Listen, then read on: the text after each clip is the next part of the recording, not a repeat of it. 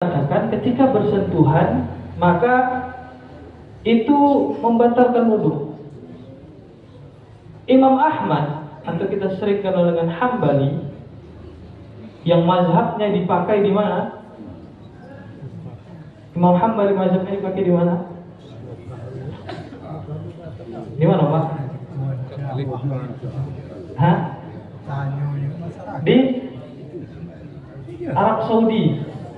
Arab Saudi itu menggunakan mazhab Hambali. Negara-negara Arab seperti Uni Emirat Arab, Qatar, itu juga menggunakan mazhab Hambali.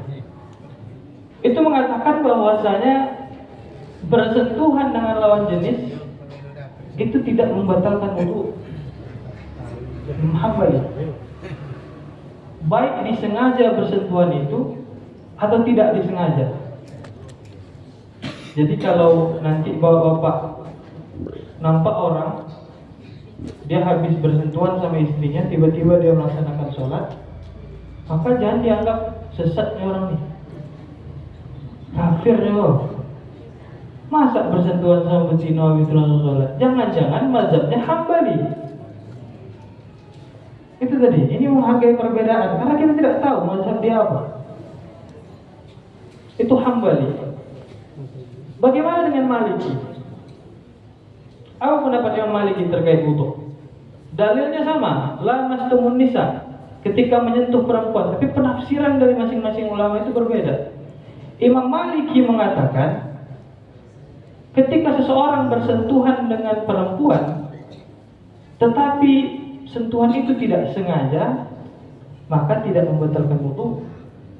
Kalau sengaja, kata Imam Malik, sengaja kita pegang perempuan itu maka batal. Tapi kalau tidak sengaja, kata Imam Malik, tidak batal. Beda tuh apa? Imam Syafi'i beda, Imam Hambali beda, Imam Maliki beda. Tiga, surang lain. Siapa surang lain? Imam Hanafi. Apa kata Imam Hanafi terkait hal ini? Imam Hanafi bahkan lebih ekstrim lagi, Pak. Wudu seseorang tidak batal kecuali ia mengeluarkan mazi atau mani. Jadi kalau tidak sampai berhubungan, Pak, sampai keluar mazi atau mani, maka mohon maaf, itu tidak membatalkan wudu. Mau bersentuhan kayak gimana pun, mau sambil kayang sentuhannya, Pak, nah sampai jungkir balik bersentuhan, selama tidak keluar mazi atau mani, kata Imam Hanafi, tidak membatalkan wudu. Dalilnya apa? Sama, la mastumun nisa juga. Cuman perbedaan pemahaman. Imam Hanafi menganggap la mastumun nisa artinya ketika seseorang, mohon maaf, berhubungan dengan suami istri. Dari satu dalil yang sama muncul 4 pendapat. Apakah para imam ini saling menjatuhkan satu sama lain? Tidak pernah. Bahkan Imam Syafi'i ketika masih muda, dia datang ke tempat Imam Malik. Imam Malik itu di mana tempatnya? Di Madinah. Imam Syafi'i ketika masih muda, Pak, 7 tahun dia sudah hafal Al-Quran. 10 tahun dia sudah hafal kitab Muwatta. Kitab Muwatta itu tebal, Pak. Karyanya siapa? Karya Imam Malik. Jadi ceritanya ketika Imam Malik di rumahnya, datang Imam Syafi'i yang masih muda, masih usia sekitar 12 tahun.